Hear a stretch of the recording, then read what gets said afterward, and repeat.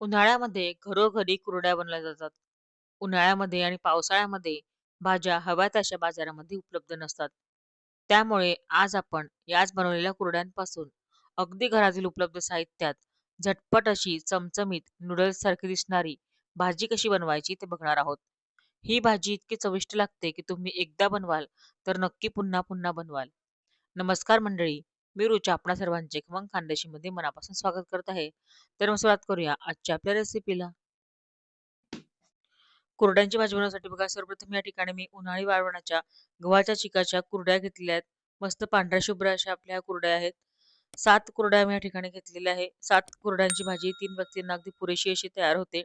आपल्याकडे जर गव्हाची कुरडई नसेल, तांदळाची कुरडई असेल, तर त्याची सुद्धा भाजी याच पद्धतीने करतात. खूप छान अशी भाजी त्याची सुद्धा तयार होते. कुरडया बघा, या ठिकाणी मी एका खोलगट बाउलमध्ये घेतलेल्या आहे, कारण आपल्याला कुरडया भिजत घालायच्या आहेत. सर्वप्रथम भिजत घालण्याच्या अगोदर आपण या कुरड्यांचे तुकडे करून घेणार आहोत. तर या ठिकाणी जर हाताने तुकडे होत नसतील, तर या ठिकाणी मी ठेचणीचा वापर केलेला आहे बघा. ठेचणीच्या सहाय्याने मी या ठिकाणी कुरड्यांचे छोटे छोटे तुकडे करून घेणार आहे. हे बघा, कुरड्यांचे आपण या ठिकाणी तुकडे करून घेतलेले आहेत. तर आता हे जे तुकडे आहेत हे आपण पाण्यामध्ये भिजत घालणार आहोत. त्यासाठी मी एक तांब्याभर पाणी घेतलेले आहे. त्या तांब्याभर पाण्यामध्ये आता आपण हे कुरड्याचे तुकडे भिजत घालून घ्यायचे आहे. साधारणतः अर्धा तास आपल्याला हे कुरड्यांचे जे तुकडे आहेत ते भिजत घालायचे आहेत. अर्धा तास झालेला आहे आणि आता आपण कुरड्या चेक करून बघूयात. हे बघा, कुरड्या पूर्णपणे व्यवस्थित अशा फुलून आलेल्या आहेत. यातलं आता आपण पाणी काढून घ्यायचं आहे आपल्याला. तर या ठिकाणी मी एक झाकण ठेवून घेत आहे बघा आपल्या बाउलवर, आणि त्यानंतर आपण ह्या पद्धतीने कडेकडेने ह्या पद्धतीने पाणी काढून घ्यायचं आहे. या पद्धतीमुळे अगदी व्यवस्थित परफेक्ट असं पाणी निघतं संपूर्ण. संपूर्ण पाणी बघा यातून निघून गेलेलं आहे. आता आपण काढून घेतलेलं आहे. या कुरडया आपल्याला थोड्याशा वाक्कसच्या हव्या आहेत भाजीसाठी. त्यामुळे यावर पुन्हा आता झाकण ठेवून घ्यायचं आहे आणि साधारणतः अर्धा तास आपल्याला या कुरडया पुन्हा छान अशा आपल्याला वाक्कस अशा होऊ द्यायच्या आहेत. भाजीसाठी आपल्याला 2 मीडियम साईजचे कांदे लागणार आहेत, किंवा एक मोठा कांदा देखील तुम्ही या ठिकाणी घेऊ शकता. तर या ठिकाणी 2 मीडियम साईजचे जे कांदे आहेत ते मी बारीक पातळ असे छान काप करून घेतलेले त्याचे. तर यानंतर आपल्याला लागणार आहेत बघा 8 ते 9 लसूण पाकळ्या या ठिकाणी मी बारीक-बारीक अशा कापून घेतलेल्या आहे. आपण ठेचून सुद्धा घेऊ शकता आणि भरपूर चिरलेली अशी हिरवीगार छान अशी कोथिंबीर आपण या ठिकाणी घेतलेली आहे. भाजीला आता फोडणी देऊन घेऊया. त्यासाठी बघा एक स्टीलची कढई घेतलेली आहे. त्यामध्ये 2 ते 3 टेबलस्पून आपण तेल टाकायचं आहे. तेल छान कडकडीत असं गरम झालं की आपण भाजीला फोडणी देणार आहोत. तर तेल असं छान कडकडीत असं गरम झालेलं आहे. यामध्ये 1 टीस्पून मोहरी घालायची. मोहरी छान तडतडली की यामध्ये आता जिरं घालून घेऊ. यानंतर बघा, आपण कापून घेतलेल्या ज्या लसूण पाकळ्या आहे, त्या आपण घालून घ्यायच्या आहेत. त्या मंद आचेवर छान अशा तांबूस अशा होऊ द्यायच्या आहे आपल्याला. म्हणजे चव खूप छान अशी लागते भाजीमध्ये. आपण या चेचून देखील घेऊ शकता. लसूण पाकळ्या ठिकाणी आता तांबूस झालेल्या आहेत बघा. यामध्ये आता आपण बारीक चिरलेला पातळ असा उभा कापून घेतलेला कांदा घालून घ्यायचा आहे. छान असं परतवून घ्यायचं आहे. कांदा आपल्याला गुलाबीसर रंगावर छान असं होऊ द्यायचं आहे तेल सुटेपर्यंत.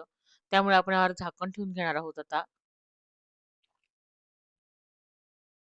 झाकण ठेवून साधारणतः मंद आचेवर आपल्याला 2 ते 3 मिनिटं आपण याला होऊ देणार आहोत. 2 ते 3 मिनिटं होऊन गेल्यानंतर आपण बघू शकता कांदा थोडा परतला गेला आहे. त्यामध्ये अजून छान असा तो परतला जावा यासाठी आपण 1 टीस्पून मीठ घालून घ्यायचं आहे. म्हणजे कांद्याला लगेचच तेल सुटतं आणि चविष्ट देखील लागतो आपला कांदा भाजीमधला, अणूला लागत नाही. पुन्हा झाकण ठेवून घेतल्यानंतर साधारणतः 5 ते 6 मिनिटानंतर आपण बघू शकता कांदा छान असा परतला गेलेला आहे. अगदी छान असा परतला आहे. त्याला तेल देखील सुटलेले आहे. यामध्ये आता आपण पुढचे मसाले टाकून घेऊया. हळद टाकून घेतलेली आहे 1 टीस्पून. आपलं रोजचं वापरायचं लाल तिखट आपण टाकलेलं आहे बघा, 1.5 टीस्पून टाकलेलं आहे. पुढे आपण धने जिऱ्याची पावडर घेतलेली आहे, ती सुद्धा आपण या ठिकाणी 1.5 टीस्पून टाकत आहोत.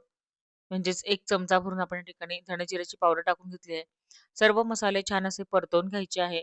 मग गॅसची फ्लेम या ठिकाणी आपल्याला मंद ठेवायची आहे. मंद आचेवर छान असे मसाले परतवून घ्यायचे आहे. आवडत असल्यास आपण यामध्ये गरम मसाला देखील टाकू शकता. मसाले छान परतवून झालेले आहे. त्यामध्ये बघा मगाशी आपण झाकून ठेवलेली जी कुरडई होती, ती छान अशी वाक्कशी तयार झालेली आहे. आपण बघू शकता अगदी नूडल्स सारखी वाक्कस झालेली आहे. पाणी त्यातलं भरपूर प्रमाणात कमी झालेलं आहे आणि छान अशी मस्त अशी लुसलुशीत अशी सॉरी कुरडई आपली तयार झालेली आहे. तर या ठिकाणी ही टाकून घेतलेली आहे आपण मसाल्यामध्ये. छान असं पुन्हा एकदा परतवून घ्यायचं आहे तळापासून ढवळत. सगळा मसाला बघा या ठिकाणी कुरडईला लागून झालेला आहे. छान असा मसाला या ठिकाणी आपल्या कुरड्यांना लागलेला आहे. तर आता ह्या ठिकाणी आपल्याला ही जी भाजी आहे, ही साधारणतः 5 मिनिटं मंद आचेवर छान अशी झाकून ठेवायची आहे आणि छान अशी दणदणीत अशी वाफ आपल्याला या भाजीला द्यायची आहे. 5 मिनिटं झालेले आहे मंद आचेवर बघू शकता आपण छान अशी वाफ आपल्या भाजीला दिली गेलेली आहे. तर आता ही भाजी आपण पुन्हा एकदा परतवून घेऊयात. आपली भाजी आता या ठिकाणी रेडी झालेली आहे. मीठ आपण या भाजीमध्ये ऑलरेडी कांदा असताना टाकलेलं होतं आणि कुरड्यांमध्ये देखील मीठ असतं. त्यामुळे मीठ जरा जपूनच आपण या ठिकाणी टाकायचं आहे. सगळ्यात शेवटी या ठिकाणी आपण कोथिंबीर टाकून घेतलेली आहे बघा भरपूर अशी. छान असं हलवून घेऊयात आणि आता आपली कुरड्यांची जी भाजी आहे ती छान अशी रेडी झालेली आहे. अगदी झटपट अशी आणि चविष्ट मस्त चमचमीत अशी भाजी आपली तयार झालेली आहे.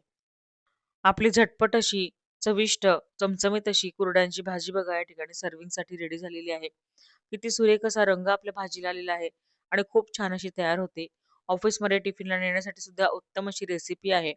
मुलं देखील खूप आवडीने खातात कारण नूडल्ससारखी दिसते आणि लागते देखील खूप छान अशी. खानदेशामध्ये रसासोबत तोंड लावण्यासाठी ही भाजी करण्याची पद्धत आहे. भरपूर प्रमाणात मध्ये खानदेशामध्ये ही भाजी रसाच्या दिवसांमध्ये, उन्हाळ्याच्या दिवसांमध्ये स्पेशली ही केली जाते. परंतु पावसाळ्यामध्ये देखील जेव्हा भाजी उपलब्ध नसते, तेव्हा सुद्धा तुम्ही ह्या पद्धतीने ही भाजी करून बघा. तुम्हाला नक्की ही भाजी आवडेल, याची खात्री मी तुम्हाला देते. तुम्हाला आजची माझी रेसिपी आणि रेसिपीमधल्या टिप्स कशा वाटल्या हे मला कमेंट करून नक्की कळवा. रेसिपी आवडल्यास रेसिपीला लाईक आणि शेअर जरूर करा. तुम्हाला खमंग खानदेशी नक्की सबस्क्राईब करा. बाजूची घंटा सुद्धा ऑनलाईन ऑप्शन करा सर्व रेसिपी तुमच्याकडे सर्वप्रथम पोहोचतील. अशा छान छान आणि मस्त मस्त भन्नाट अशा रेसिपी घेऊन पुन्हा भेटूया खमंग खानदेशच्या पुढील भागामध्ये. धन्यवाद.